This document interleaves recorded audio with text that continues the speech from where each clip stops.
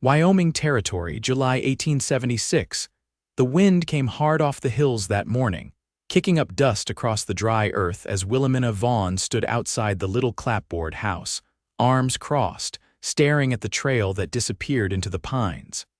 Her heart beat louder than the wind. She had not heard from Silas Everhart in nearly a month, and the last time she had, it was only a short note smudged and hastily written saying he was going after a group of bandits who had taken 2 children near the Montana border. She still remembered how his handwriting slanted when he was angry. A horse's hooves beat out a rhythm in the distance, and she stepped off the porch. Her skirts brushed the dry grass as she moved forward. The sun was high behind her. Heat shimmered off the land. Then the rider came into view. He was slumped in the saddle, dust-caked and pale, his hat pulled low. But she knew the way he rode, knew the set of his shoulders and the long line of his back. "Silas," she called. The man looked up, and even from 30 yards out she saw the way his mouth tipped up when he saw her. He rode straight to the porch and slid down from the saddle with a grunt, clearly favoring his left leg. She caught him by the arm before he could stumble. "You are hurt," she said, her voice sharp. "I am alive," he replied, voice rough, "and I brought them." He turned back to the horse. 2 small heads peeked over the saddle, huddled in a blanket. A boy and a girl, both with wide eyes and dusty cheeks. Willamina's heart tightened. "My God," she whispered. "How old are they?" 5 and 7, Silas said. "Their parents were killed in the raid." "I could not leave them." Willamina stepped forward, arms open. The girl came first, stepping off the horse and into her arms, clinging tight. The boy followed, slower, still watching her with wary eyes. But when she knelt down and held her hand out, he took it. "What are their names?" she asked gently. "Delia and Dawson."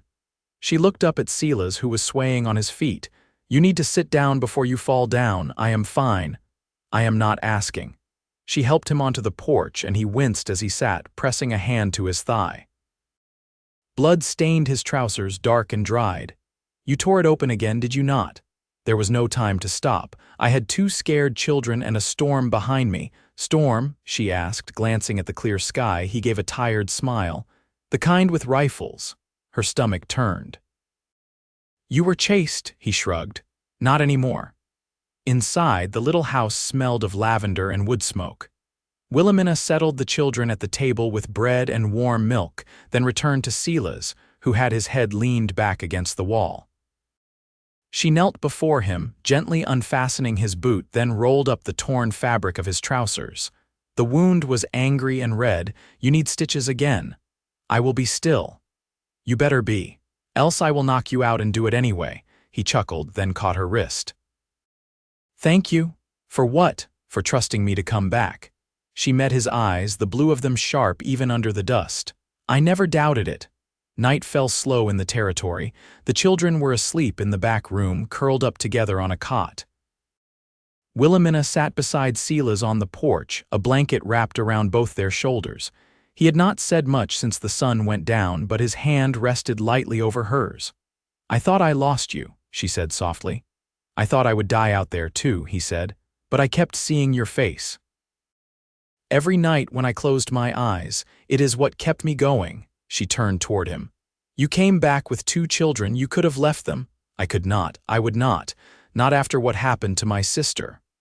Willamina had known him long enough to remember that pain. His sister had died in Missouri in '72, killed in a fire set by raiders. Her children had been taken. Silas had never found them. "You did right by these 2, she said, her voice low. "I want to keep them," he said. "If they will have me," she blinked. "You want to raise them?" "I do not want them passed around like unwanted things. They deserve a home." Willamina nodded slowly. "They do." He looked at her then, really looked. "But I cannot do it alone." Her throat tightened. "What are you asking, Silas?" He reached up, gently brushing a loose strand of hair from her cheek. "I am asking if you will help me, not just with them, with everything." She stared at him, heart beating so hard it ached. "We were just children when I first loved you," she whispered. "And I never stopped loving you," he said, voice hoarse. She leaned in then, and his lips met hers a kiss that was quiet and sure. like something found again after too many years lost. His fingers tangled gently in her hair and her hand pressed to his chest, feeling the steady beat of his heart beneath it. When they parted, she rested her forehead against his. "We can do this," she said. "Together." His arm wrapped around her, pulling her close. "I know." Inside, the house was quiet. The night was warm, and for the first time in a long while, Willamina Vaughn felt something she had not dared feel in years. Home.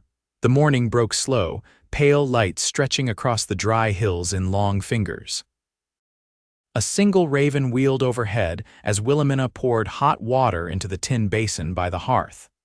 The creak of the wooden floor behind her marked Silas's steps. She didn't turn until she heard him ease himself into one of the kitchen chairs. "You're walking better," she said, dipping a cloth into the steam. "I've had worse," he answered, voice low and rough from sleep. "I'll be right again soon enough." She brought the cloth to his leg, unraveling the linen she'd wrapped around his thigh the night before.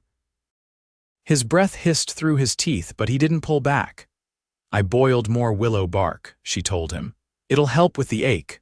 "I'll take it," he said, "but I plan to earn my keep around here again before long." Willamina didn't reply. She pressed the cloth gently over the wound, then began cleaning out the dried blood. Outside the window, the wind stirred the thin cotton curtain. "They stirred before dawn," Silas said. Delia cried a little. Dawson didn't make a sound, just stared at the ceiling like he was waiting for something to fall on him. "I'll start teaching them letters," Willamina said. "There's an old primer tucked behind the flour barrel, and I kept all my copy slates from the school in Medicine Bow. You taught there for 3 years, before my father passed." She rinsed the cloth and wrung it out. "He wanted better for me than a chalkboard in a dust-blown town, thought I'd marry a preacher or a man who owned land." "You could have," Silas said. "I didn't want to belong to someone who only saw me as a prize for keeping clean hands and quoting scripture." He studied her as she tied off the fresh bandage. "You weren't always this alone." "No," she said, rising, "but I got used to it." He didn't press her. Just reached for the mug she filled with the bark tea and held it between his palms as if it might warm more than just his hands. The children came out slowly, blinking against the light. Delia clung to the edge of her brother's shirt, and Dawson lingered near the doorframe like he wasn't sure if he was meant to stay. Willamina crouched down to meet them. "There's porridge on the stove," she said. "And wild honey in the jar if you want it." Delia nodded, but Dawson kept his eyes fixed on Silas. Only after a long stretch of silence did he speak. "You shot the man who took us." Silas took a slow sip from the mug. "I did." Dawson's voice didn't tremble. "He said you'd never find us. That no one would come." "He was wrong," Silas said, "and he won't hurt anyone else." Dawson didn't move for a moment, then crossed the room and sat at the table. Delia followed. Willamina stirred the porridge and ladled it into bowls. They ate quietly, the scrape of spoons the only sound for a long while. Willamina watched how Delia kept her spoon gripped tight like someone might take it, how Dawson didn't look down at his bowl, only ahead. After the meal, Silas leaned heavily on the edge of the table and stood. Willamina moved to stop him, but he held up a hand. "I need air," he said. "Just the porch." She nodded and let him go. The sun had climbed higher by the time she joined him. He sat in the chair nearest the door, a rifle across his lap, not loaded. His eyes followed the faint road that led down the hill and vanished into the cottonwoods. "I sent word to the marshal in Rawlins," he said. "Told him what happened. He'll send a man to take the report." "You didn't mention the children?" "I said there were survivors." "That's all." She sat beside him, smoothing her skirt to her knees. "What will we tell them when they ask about staying?" He didn't answer right away. "I don't want to force anything, but I know what it's like to be left behind." Willamina rested her hands in her lap. "They'll need more than food and shelter. They'll need steadiness. A home where they're not waiting to be moved again. You think I can't give them that? I think you've lived with ghosts for too long." He turned his head, and the morning light caught the scar at his jawline, the one he'd gotten in Abilene when a gambler pulled a knife on him. She remembered the letter he'd sent her after it happened, not to ask for help, but to say he was sorry he'd been so quiet. "I want to try," he said. "That counts for something, doesn't it?" "It's not just trying," she said. "It's staying, even when it's hard. Even when you'd rather ride out and keep your distance." He didn't speak for a long while. "I never wanted distance from you," he said finally, "only didn't think I deserved to stay." She looked out toward the trees. "You never asked what happened with the last man who answered my letter. I figured you'd tell me if you wanted. He came from Ohio, said he'd been raised Baptist. But when he arrived, he laughed at the cross on my wall and called me holier than a mule, said I'd ruin a man's appetite with all my piety. That what he called it." He left the next morning, didn't even take his second biscuit. Silas's voice dropped. "You deserve better than that. I wrote the letter because I believed someone out there might want a quiet woman with strong beliefs and a mind of her own. I didn't expect it would be you." "I didn't expect it either," he said, "but I'm glad it is." The screen door opened behind them. Dawson stepped out, holding a small wooden horse in both hands. Willamina recognized it as one her father had carved years ago, tucked away in a box beneath the bed. "I found this," Dawson said. "Can I keep it?" Silas nodded before Willamina could speak. "You keep whatever brings you comfort." Dawson studied him. "Did you have a father?" Silas's jaw worked before he answered. "I did. He died when I was younger than you." "Did he carve you anything?" "No," Silas said, "but he taught me how to track a man through the pines. And how to keep your hands still when you're scared."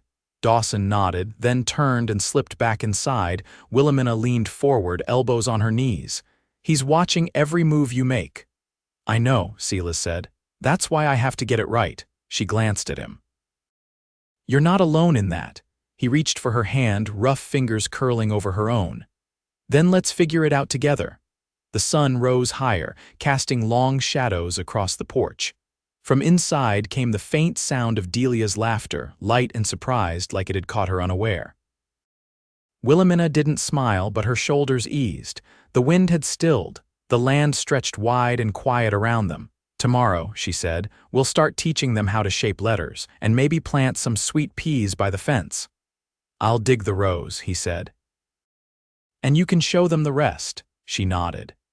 "That's a start." The prairie air carried the scent of burnt grass and distant rain. Willamina stood at the edge of the field behind the house, skirt hem heavy with dew, fingers trailing the tops of the brittle stalks that had once been green and full. The soil was coarse beneath her boots, cracked in places from too many dry weeks. She scanned the sky. Clouds were gathering low over the eastern hills, but she had known Wyoming long enough not to trust the promise of rain. Behind her, the door creaked open. She didn't turn. "You're up early," Silas said. "I couldn't sleep." He stopped a few steps behind her. She heard the soft crunch of his weight shift on the grass. "I thought maybe the children kept you up. They were quiet, it wasn't them." She turned then. His shirt was half-buttoned, collar damp from washing, sleeves rolled to his elbows. His limp had eased, though he still moved cautiously. He looked older in the morning light, not from age, but from the kind of wear a man gets when he's seen too many endings. "You ever plant beans?" she asked. He pushed his hands into his pockets. "I tried, once in Texas. They didn't last. This land might not take to them either, but I thought maybe it was worth a try. If it's what you want, I'll help you turn the soil. I'll need to build up the rows. It won't hold unless I pack the edges." "I can do that." Willamina brushed hair from her face with the back of her wrist. "We'll need stakes, string, and a place to dry them once they come." Silas nodded. "I'll start cutting poles this afternoon." She hesitated. "I've been thinking about the girl, Delia." She asked where her mother went. He looked down. "What did you tell her?" "That her mother was brave, and that she loved them both more than anything." Silas stepped closer. "Is that the truth?" Willamina looked back toward the house. "It's what Delia needs to carry. That's enough." The sun broke through the clouds just then, soft and gold. It lit the edge of Silas's jaw, the worn line of his collar. She felt the words rise in her throat before she could stop them. "When I was small, I used to pray for a man who'd read scripture with me over supper and sing hymns by the fire. But the older I got, the more I wanted a man who'd keep his word, even when no one was watching. Silas didn't speak right away. He stepped past her, pulled a stalk from the ground. It came free, easy, root and all. "I can't sing," he said, "and I don't always know the right words. I'm not asking you to be perfect." He met her eyes. "Then what do you want from me?" She stepped toward him, voice quiet. "Truth, steadiness. A man who stays when it's hard." He looked down at his hands. "I've walked away from a lot in my life. Some of it I had no choice in. Other times I just didn't know how to hold on." She reached out, gently brushing the dirt from his fingers. "You're still here. That count for something? It counts for everything." Later that morning, Willamina kept the children by the well, showing them how to fill the tin watering cans without spilling. Delia hummed softly while Dawson crouched near the stones, watching a beetle crawl along the rim with the kind of quiet intensity only a child could hold. Silas worked behind the barn, cutting down a half-rotted fence to repurpose the wood. At midday, the wind shifted again. The clouds that had hovered distant all morning began to roll closer, pressing low and gray.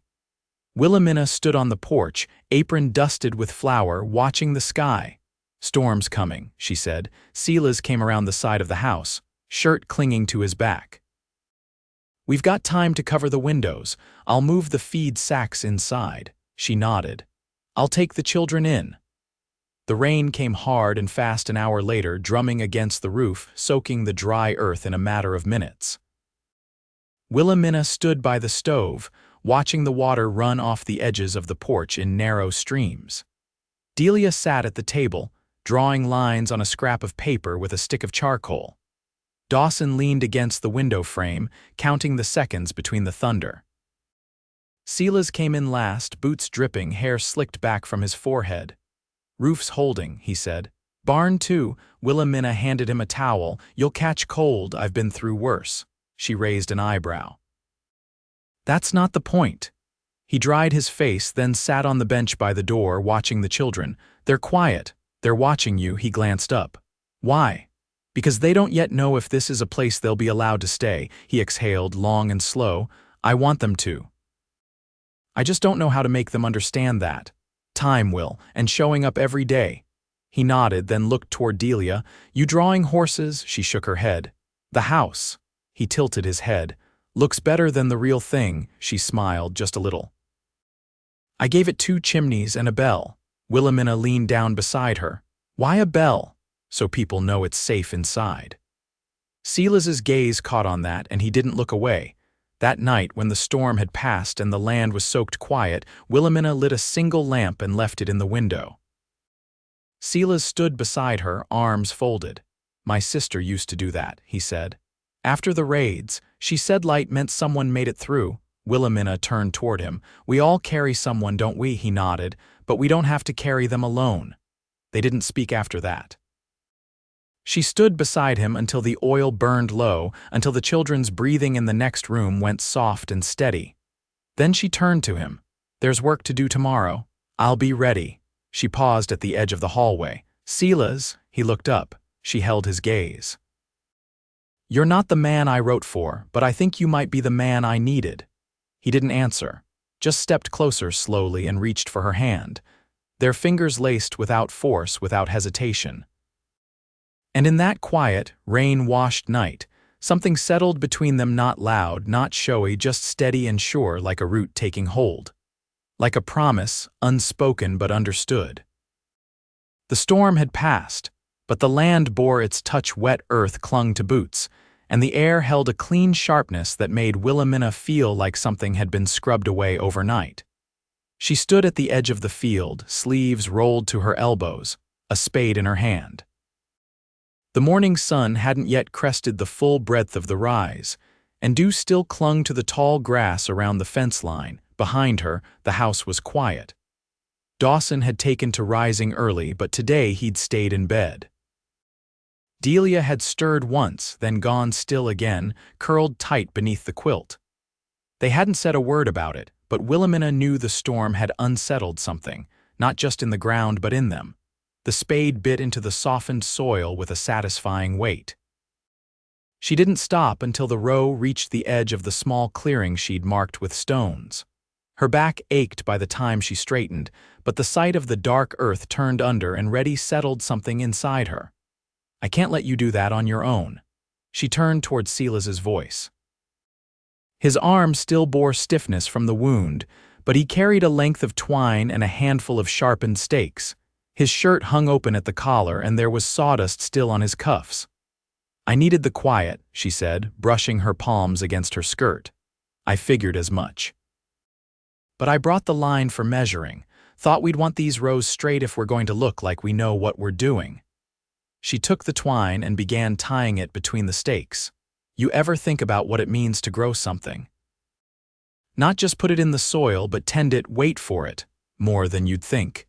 He paused, watching her hands. "My father always said land's like a mirror. It shows you who you are, not who you pretend to be." "Then I suppose we'll find out soon enough." They worked in tandem, Silas marking the rows with boot heel measurements while Willamina pressed the seeds into the damp soil. The beans were a gamble, late in the season as it was, but she'd always believed in second chances, even when others didn't. By midday, the children had roused. Delia came outside with twine tangled in her hands, eyes still puffy from sleep. Dawson followed, quieter than usual, his wooden horse tucked beneath his arm. Willamina handed Delia a small basket. "Go gather the eggs. Careful near the fence, one of the hens is broody." Delia nodded and set off without a word. Dawson lingered near Silas. "Can I help?" he asked, voice low. Silas crouched beside him. "Think you can hold the stake steady while I tie it?" Dawson nodded. His small hands gripped the wood, knuckles white. After they'd finished stringing the last line, Silas sat back on his heels and looked toward the hills. "We ought to talk about schoolin'. Come fall, they'll need more than letters scratched on slates." Willamina wiped sweat from her brow. "I'd thought of that. There's a widow near Saratoga who used to keep a school. I could write her, maybe barter teaching for supplies. You'd be their teacher, if she's willing to lend the space." "I've taught before." "I know." He paused. "I think you were made for it." She didn't answer, but the words settled in her chest like something longed for and finally named. That evening, after supper, Dawson wandered out to the porch while Delia helped Willamina clear the table. Silas followed the boy, leaning against a post as the sky turned lavender and gold. "You ever ride?" Silas asked. Dawson tilted his chin. "A little. Want to learn proper?" The boy hesitated. Silas nodded toward the corral. "There's a gelding in the south pasture. Gentle. I think he'd take to you." Dawson rubbed his fingers along the porch rail. "What if he doesn't? Then we try again. That's how most things go." Dawson didn't speak again, but he didn't go back inside either. When Willamina joined them, she carried a tin cup of warm milk and handed it to Dawson. He took it without a word. "I've been thinking about Sunday," she said, her voice quiet. "I used to walk 5 miles to the mission chapel when I lived near the river, but there's nothing close here." "There's the O'Connor homestead," Silas said. "They host readings every other week. Scripture and songs. It's not formal, but it's steady. I'd like to go, even just to sit among folks again." Silas studied her. "You miss it." "I miss being part of something," he nodded. "Then we'll go." The next morning, she rose early to bake. She wanted to bring something with them, something that said thank you without needing to be spoken. She found a jar of dried apples, soaked them in warm water, and set to making hand pies. The crust was thin, but she folded them carefully, brushing each with milk and dusting with sugar. As the oven warmed the kitchen, Delia came in barefoot, hair tangled. She watched Willamina with sleepy eyes. "Do you ever rest?" she asked. Willamina smiled. "I rest when there's peace in the house." "Is there peace now?" Willamina paused, then nodded. "There's the beginning of it." That afternoon, they hitched the wagon and set off toward the O'Connor homestead. The road was rutted and the horses moved slow on the slope, but the sky was clear, and the children leaned out to watch the hawks circle high above the bluffs. When they arrived, voices carried across the open field. A group of neighbors had gathered near the barn, benches set in a circle, and a woman with a wide-brimmed hat stood reading from the Book of Psalms. Willamina held back at first, uncertain. Then Delia tugged her hand and they walked forward together. Silas followed, one hand on Dawson's shoulder. They took seats near the back. No one asked who they were. No one stared too long. The reading flowed into a hymn, voices rising in a raw, untrained chorus. Willamina didn't sing at first. She listened. Then she joined in, her voice quiet but steady. Afterward, as the sun dipped low, they lingered. A man passed around a jug of cider. A girl handed Delia a ribbon. Dawson stood beside Silas, watching the other boys climb the fence and dare one another to leap.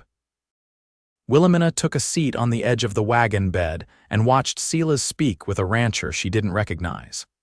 His voice carried low and his posture stayed easy, but there was a tension in the angle of his jaw like he was weighing something. When he returned, she looked up at him. "Everything all right, just a man with news from the north," he said. "There's been talk of land grants for those willing to settle deeper in. You thinking of going?" His gaze didn't shift. "I've stopped running, Willamina. I'm not looking for more land. Just to keep what we've got steady," she nodded. "Then we'll stay." They rode home in silence, the children asleep against each other. The stars came out one by one, bright against the deepening sky. When they reached the house, Silas carried Delia inside and Willamina lifted Dawson with care. She tucked them in, then returned to the main room. Silas stood near the hearth, one hand resting on the mantel. "I saw you today," he said, not turning. "How you looked when you sang." "I haven't sung in a long time. I could tell." She stepped closer. "It felt like coming home to something I forgot I missed." He turned then, eyes tired but soft. "You haven't asked me what I believe. I don't need to. I've made mistakes, and you're here now." He reached for her hand. "I don't know what lies ahead. But I want to face it beside you. You already are." They stood there, the fire low, the house quiet. Outside, the wind stirred the grass and the stars held their place. Inside, the warmth of the day lingered not in the air, but in the closeness between them, in the steadiness that had begun to take root. The cottonwoods had begun to yellow at the edges, their leaves trembling in the late summer breeze that whispered through the valley. Evenings came earlier now, with a hush that settled over the land like folded hands at prayer. The heat had softened, and the air carried the faint scent of drying grass and cooling earth. The beans had taken root in neat rows, small green shoots reaching upward in quiet defiance of their late planting. Willamina stood just beyond the garden, a basket looped over one arm, gathering the last of the gooseberries. Her fingers worked swiftly but gently, careful not to bruise the fruit. The sun was low, casting long shadows across the yard. From the barn, she could hear Dawson's footsteps pacing the length of the stall as he brushed the gelding, and Delia's voice rose in fits and starts as she repeated her copywork aloud from the porch table. Silas had gone into town that morning, not for supplies but to meet with the circuit clerk about the guardianship papers. He hadn't gone into detail, only pressed her palm in his, before saddling the mare and riding out with the same quiet determination he'd carried since the day he'd brought the children home. She looked up as he came into view at the far end of the field, his silhouette familiar now in a way that no longer startled her. He rode at an easy pace, hat low over his brow, the mare trailing dust in lazy swirls behind her. When he reached the fence, he dismounted slow, favoring his left leg with a care that had become second nature. "Didn't expect you back till sundown," she said, setting the basket aside. "I made good time," he replied, lifting the gate latch. "Didn't stop except to sign what needed signing." She stepped closer, brushing a streak of dust from his sleeve with her thumb. "And they're ours now, Willamina, proper and legal. Clerk said he'd file it with the county seat by week's end." She stared at him for a long moment, then nodded once. "Then that's done." Silas reached into his coat pocket and pulled out a folded paper, handing it to her without speaking. She opened it carefully. The clerk's seal was pressed into the lower corner. Her name was alongside his no title, no label beyond guardian, but seeing it there, printed in neat ink, made her hands tremble. "They'll stay because we chose them," she said, her voice nearly lost to the wind.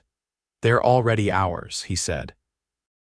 "This just catches the law up to what we already knew," Delia called out from the porch, waving the paper she'd been writing on. "I got all the words right this time." Willamina smiled and waved back, then tucked the form into her apron pocket. "You hungry? I could eat," he said, glancing toward the house. "But first I want to show you something." He led her around the far side of the barn where a small lean-to had begun to rise from the earth. The posts were rough-hewn pine, notched and slotted by hand. A set of planks leaned against the back wall and a short bench stood beneath the eaves. "I thought we could use a place to sit come winter," he said. "Somewhere out of the wind where the sun still reaches come morning." She traced one of the beams with her fingertips. "You built this, started it last week. Worked on it mornings before the children woke. You should have told me." "I wanted it to be a surprise." She turned to face him. "It's good. I thought maybe this could be our place for reading. Or just sitting quiet." Willamina sat on the bench and patted the space beside her. He joined her, shoulder brushing hers. The wood creaked under their combined weight, but it held. "I've been thinking about the land," he said. "There's a parcel north of the ridge, old grazing ground. If it's not claimed come spring, we could petition for it. Build a second cabin or pasture. You want to stay that long?" He looked down at their joined hands. "I want to stay as long as you'll have me." She leaned her head against his shoulder. "You already are." They sat that way until the sun slipped behind the hills and the sky turned the color of ash and fire. When they returned to the house, Delia had already set the table, and Dawson was bent over a pile of hickory sticks, trying to balance them into a bridge. After supper, Willamina boiled water for washing, and Silas took the children out back to show them how to tell north by the stars. She watched from the window, arms folded. Their laughter rose into the cool night, unforced and bright. It didn't sound like a house that had known sorrow. It sounded like something whole. Later, after the children had gone to bed, Willamina stood on the porch with Silas, watching the last of the lanterns flicker out across the valley. The night was still, except for the distant call of a nighthawk and the creak of the porch boards beneath their feet. "I never asked," he said. "Did you mean what you wrote in that ad?" She turned toward him. "Which part?" "That you weren't looking for a man to rescue you. That you just wanted someone who'd stay, even when the days were long and the work was hard." "I meant every word." He reached for her hand, cradled it between both of his. "Then let me say this plain. I love you. I have for longer than I've had the courage to admit. I want to build this life with you, Willamina Vaughn, not just live beside you, but with you, if you'll have me." She didn't hesitate. "I've already chosen you, every day since you came back down that trail." He drew her close, his forehead resting against hers. "You make this place more than a home. You make it something worth tending." She kissed him then, slow and sure, her hands at his collar, and when they parted, she didn't step away. The next morning they rose before the children, before the sun had warmed the ridge. Willamina wore her mother's brooch at her collar, and Silas had combed his hair with the same care he'd once reserved for a soldier's inspection. They stood beneath the cottonwood near the back fence, the one her father had planted the year she was born. A neighbor from the O'Connor homestead read from a small prayer book, and the children held hands, watching with solemn eyes. There were no rings, no grand declarations.